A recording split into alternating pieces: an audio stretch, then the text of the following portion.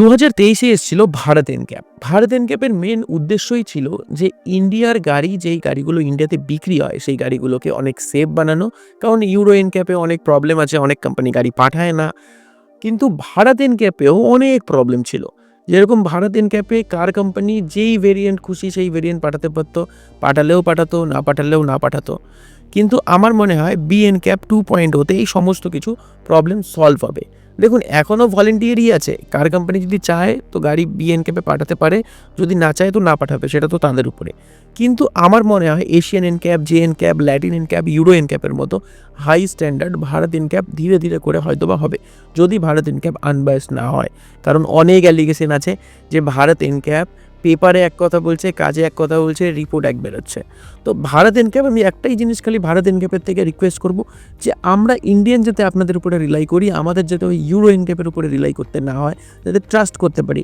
এখনও কিন্তু অনেস্টলি যদি আমি বলি, ভারত এনক্যাপের উপরে অনেকেরই কোনো ট্রাস্ট নেই। কারণ লাগাতার অনেক কোম্পানির অনেক গাড়িতে কন্টিনিউ 5 স্টার রেটিং কিন্তু এসছে। তো এখানে আমি 5টা পয়েন্ট বলবো যেই পয়েন্টে ভারত এনক্যাপ নিজেকে আপগ্রেড করছে। দেখুন, আগে শুধু 3টে পয়েন্টে গাড়ি টেস্ট হতো, মানে একটা গাড়ি 3বার ক্র্যাশ টেস্ট হতো, কিন্তু সেটাই এখন বেড়ে হয়ে গেল 5বার। এখন একটা গাড়ি মিনিমাম 5বার ক্র্যাশ টেস্ট হবে। কিন্তু ভলেন্টিয়ারি তো এখনও আছে, কিন্তু কোম্পানিকে বেস ভেরিয়েন্ট পাঠাতে হবে। ক্র্যাশ টেস্টে মিনিমাম ESC আর সাইড কার্টেন এয়ারব্যাগ থাকা জরুরি, নালে গাড়ি ডিসকোয়ালিফাই হয়ে যাবে। যেখানে আগে একটা গাড়ি 3বার টেস্ট হতো, সেখানে একটা গাড়ি 5বার টেস্ট হবে। Front, rare, right side, left side সব জায়গা থেকে একটা গাড়ি টেস্ট হবে, মূলত 5বার টেস্ট হবে। আগে প্যাডেস্ট্রিয়ানে খুব একটা বেশি ফোকাস ছিল না, কিন্তু এখন প্যাডেস্ট্রিয়ানে 100% বেশি ফোকাস করছে, যে একটা গাড়ি যখন অ্যাক্সিডেন্ট হবে তখন প্যাডেস্ট্রিয়ানের কী হবে। এছাড়াও বেসিক ফিচার্স যেরকম seat belt reminder, hill hold assist, drowsiness warning, এই সমস্ত ফিচার্সও কিন্তু ম্যান্ডেটরি। তো এই 5টা ফিচার্সের উপরে কাউন্ট হবে। আর বডি শেল ইন্টিগ্রিটি, এটা নিয়ে আগে ভারত এনক্যাপ কিছুই বলতো না, কিন্তু বডি শেল ইন্টিগ্রিটি নিয়েও কিন্তু এবার কাজ করবে BNCAP 2.0।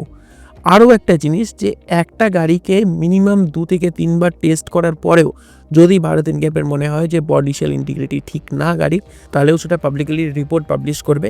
এছাড়াও ভারত এনক্যাপের সমস্ত details, adult occupancy, child occupancy, কত পার্সেন্ট রেটিং, কত স্পিডে হচ্ছে, 64 কিলোমিটার, 54 কিলোমিটার, 34 কিলোমিটার, এই সমস্ত ডিটেলস ভারত এনক্যাপের ওয়েবসাইটে এবং তাদের অফিসিয়াল ইউটিউব চ্যানেল বা ইনস্টাগ্রাম যেখানেই তারা আছে।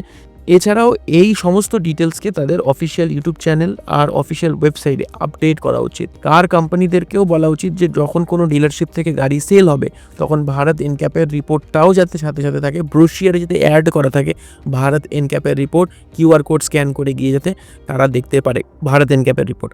কারণ একটা সেফটি একটা বড় প্রায়োরিটি। কারণ আজকে যদি আপনি সেফ থাকেন, তাহলে আপনার ফিউচারও সেফ হবে। তো আপনাকে সেফ রাখাটা ভারত এনক্যাপের দায়িত্ব, আর আপনাকে সেফ অটোমোবাইল কন্টেন্ট দেওয়ার দায়িত্ব নেক্সট গাড়ির। তো ততক্ষণ আপনি যদি আপনি বাইক চালান তাহলে হেলমেট পরুন, কার চালান তো সিট বেল্ট পরুন, সেফ থাকুন, সেফ চলুন, সুরক্ষিত থাকুন। খুব তাড়াতাড়ি দেখা হচ্ছে আরও একটি নতুন ভিডিও সাথে। Till then, signing of.